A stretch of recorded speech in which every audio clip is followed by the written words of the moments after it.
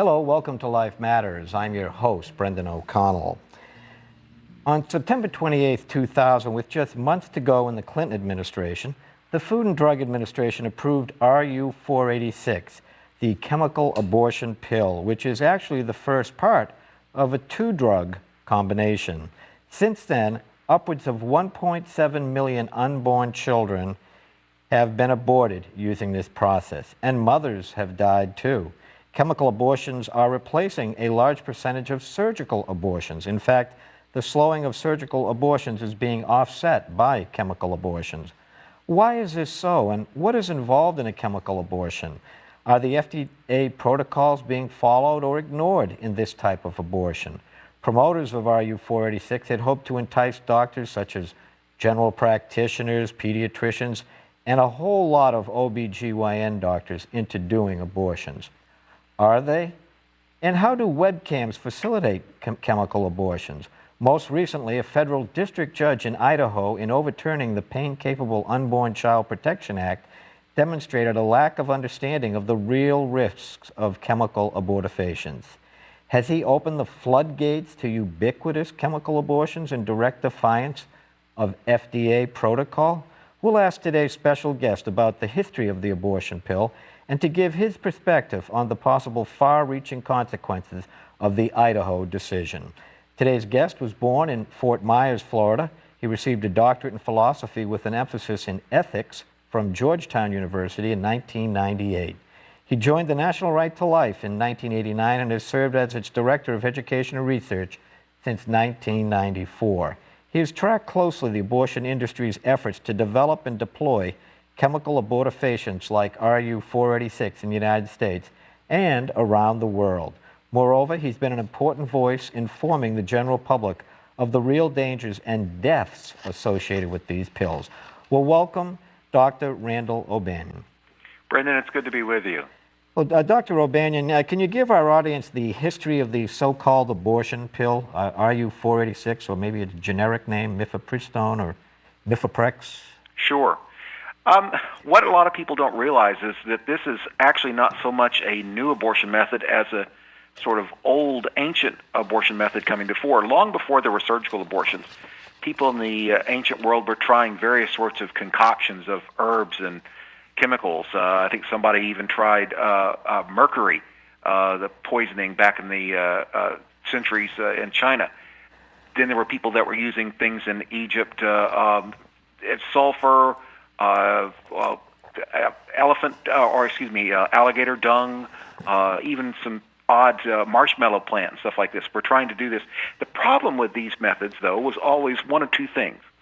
One was that either they were totally ineffective, they didn't do anything, they just might have made a person mildly sick, or they were dangerous, and that they were just as likely to kill a woman as they were to cause an abortion. So they had been searching for this sort of magical abortion drug or pill or potion for centuries. But it never was working, and so it never was actually widely used. But there was always in the background them trying to find this. Surgical abortion came along, I guess, in around the maybe the 17th or 18th centuries. But then they had to develop the methods and develop modern antibiotics and stuff like that. So it really didn't catch on until the 1900s, particularly once you started to begin seeing things in the 1930s and 40s and so forth. But so that sort of came to the fore, and then with the United States in 1973 unlocked the floodgates, and abortion became legal on demand in the U.S. For any reason, for any purpose, through all 9 months of pregnancy. But it was never forgotten that they wanted this, that they had this idea. They still were looking for something easy because women didn't like the idea of surgical abortion. They didn't like the idea of sort of being exposed up on a table, having someone insert surgical instruments inside them. They worried about cutting and scraping. They worried about possible infertility. It was not something that they were very comfortable with. And so the idea was that they were always looking for this other sort of safe, simple, easy way. And somewhere along the line, I guess when they were developing the contraceptive pill, the so-called the pill, they began to do this whole sort of research on steroids and hormones and what their effects were. And one doctor who had saw the sort of work that was being done on testing on the pill in Puerto Rico came and visited. He was a French doctor by the name of Etienne Emile Bielot, and he began to see it and said, I think I can use this chemical, this kind of approach to sort of trick a woman's body into thinking that she should be menstruating instead of producing the sort of nutrition and the environment that a baby needs to survive. So he went back and began to develop it. And in 1980, a scientist by the name of George Touch at Rousseau-Cloth in France came up with a chemical compound that he called RU486. It was actually a little bit longer on the number, but it was related to, it was the RU for Rousseau-Cloth and then the number of the chemical compound that developed. Now, he didn't see the application, but Bielot did, because he saw what he could do was it would go to the same places in the woman's body that progesterone would normally go to, and it would bind to that. And progesterone normally is going to be functioning in pregnancy to sort of send a woman's body the signal that, hey, there's a baby here. We need to sort of ramp up the process of providing the nutrition and the sort of oxygen, everything the child needs to be able to thrive and survive. But what it would do is that particular chemical compound, RU46, would go to the same sites that were normally the ones receiving the signal for progesterone. And instead of sending the signal saying that, hey, there's a baby here, let's make production all go, it sends a signal that nothing was going on, that there's nothing here, and it would start the menstruation process. And that's sort of how it worked. The problem was, of course, that it wasn't completely effective, like a lot of other things, and so they eventually began to develop to add on to that a prostaglandin. Prostaglandin is another sort of a chemical that will come in and stimulate powerful uterine contractions. And so when after the RU46 has essentially starved the baby to death, the prostaglandin comes in a couple of days later and stimulates contractions that expel that tiny baby from the mother's womb. And so that's sort of how the process developed. Now, that was approved in France like around 1988, and eventually the drumbeat began here in the U.S. About how they wanted to get it here, and all the women's magazines were going on about this miracle pill. They call it like the unpregnancy pill. And one writer even said that, imagine being pregnant and presto, taking a pill and not being pregnant any longer. So almost investing it with magical properties, that this would just somehow make the baby disappear, and that you would never have even been pregnant at all. Mm-hmm. But that sort of began to snowball while the Bush administration, the Reagan and Bush administrations were there. That was not something that was going to be approved. But as soon as Bill Clinton came into office, he directed the FDA to solicit an application to get that brought to the consideration of the FDA. And it took almost both his two terms, because there were different problems that they experienced. But finally, the FDA, under his watch, approved it in September of 2000. And so it went on the market shortly after that. And that's kind of how we got to where we are to today, when it being approved.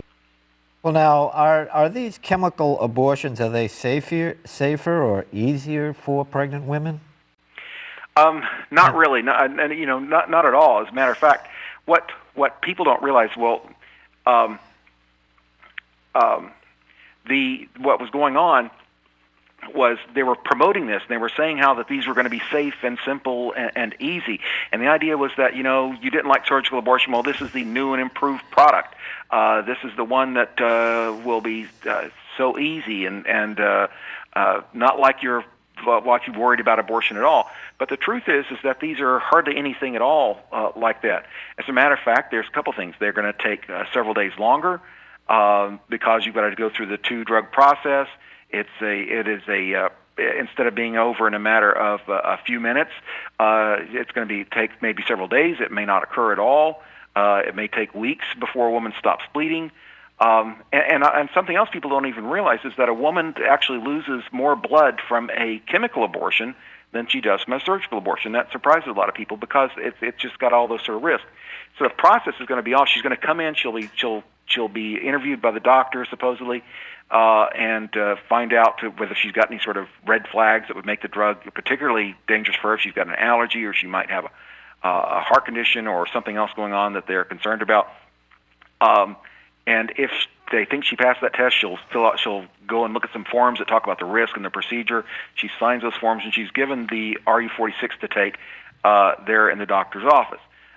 She takes those supposed to be 3 pills, and then goes home. She's supposed to return in a couple of days and take a couple more pills of the prostaglandin, which is going to stimulate the contractions that supposedly over the next few hours would begin the process of her expelling the baby that's been starved to death by the RE46.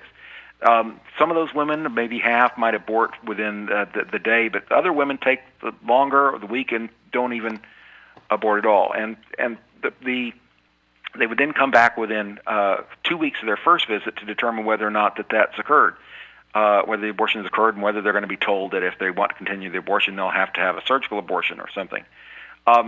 But what the process is like, though, it's actually not simple or at all, and it's rather dangerous. A woman who takes those pills, she might not feel anything immediately, but within a couple of hours, she will begin to the cramping begins. It can be powerful cramping. It can be so powerful that even that has put women in the hospital. And she'll begin to bleed. She'll begin to bleed profusely, as I said, more than she would from a surgical abortion. One reason they explained that they had lower, quote-unquote, effectiveness rates in the U.S. is that the experienced abortion who saw so much blood, they were rushing these women into surgery, thinking and that was the reason they gave for why their effectiveness rates were lower than they were, say, in Europe. But she begins to bleed, and she can bleed heavily. She can bleed for an extended period of time. She may have different forms of gastrointestinal distress, such as diarrhea, vomiting, nausea. That's what the typical experience is like. That's not the worst case scenario. That's what your typical abortion is like. And so that's hardly what you might call simple, safe, or easy. Now, that's if everything goes right, but there's too often it doesn't even go even that easy, because there are numbers of women who have ended up having to require transfusion. They've bled so much, who've ended up in the hospital dealing with complications of this, and a number of women have died. Well, now, can we talk about a little bit about since now it was the late in 2000 that this was approved by the FDA. How many people have passed away? How many have been aborted? Any idea of the statistics there among the people that are using this approach of chemical abortions? Well, I believe you mentioned at the beginning that it's between maybe 1.5, 1.7 million, maybe even more than that, who have aborted with this method in the United States, and there's also been a lot that gone on across around the world. It's actually hard to put a number on exactly how many women have experienced complications, because that depends on those being reported to either the manufacturer or back to the FDA, and whether that happens or not is unclear, because, for example, a woman gets the pills and takes those at her abortion clinic. She goes home, she has a problem. Does she show up back at the abortion clinic, or does she go to the ER? When she goes to the ER, does she tell them that she's taken the abortion pill, or does she tell them that she's experienced a miscarriage?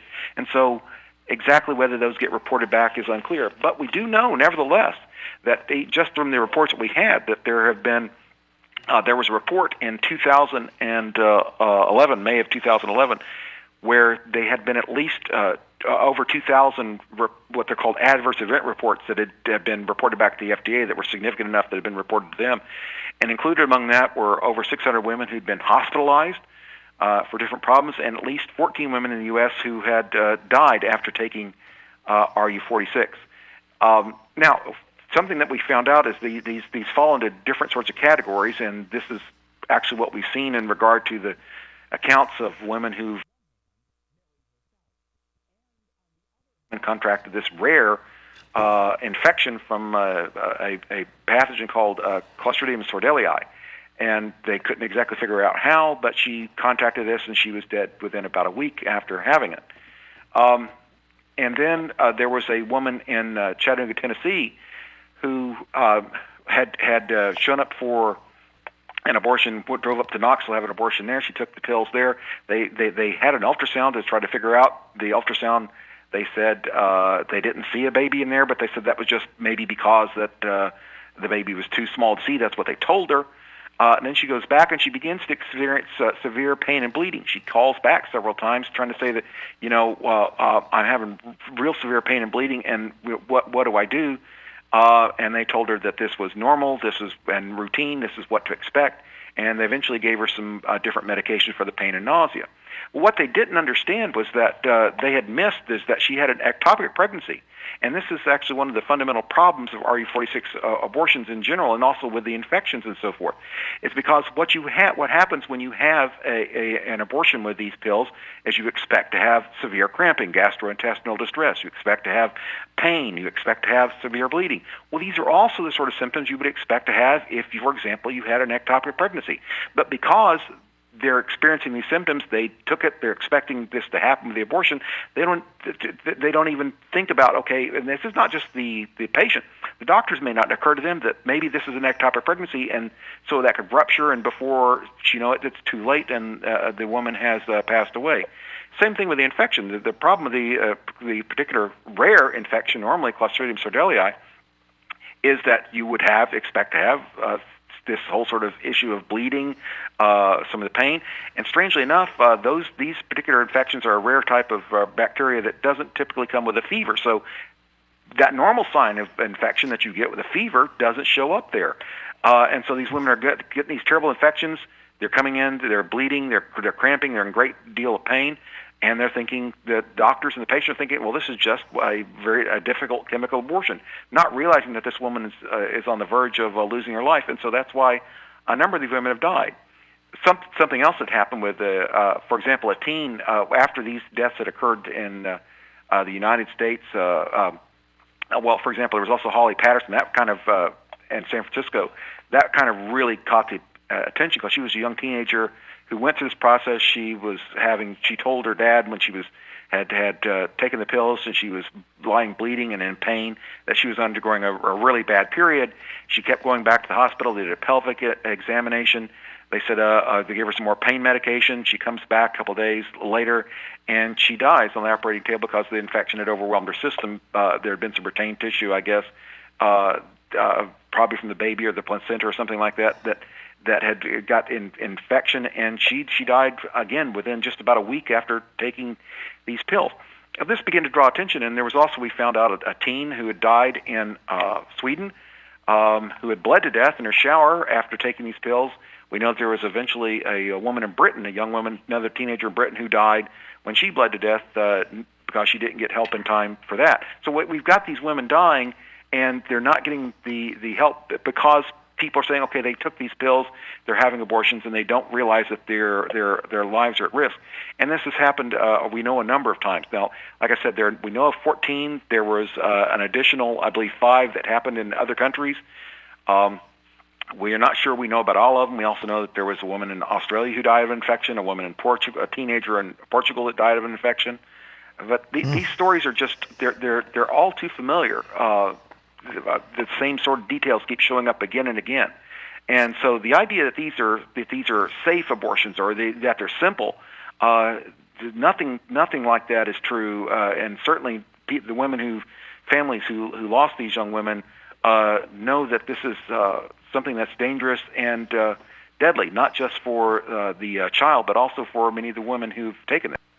I see. Well, now, how many? What percentages in America nowadays are chemical abortions, and is it growing as a percentage of the total abortions? And what are the latest numbers these days that we can get a handle on? Could you give us a little bit of perspective on that?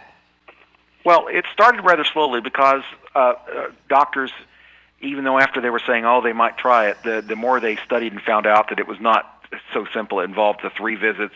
It involved pills that cost about $90 a piece, and they were supposed to have 3 of those pills.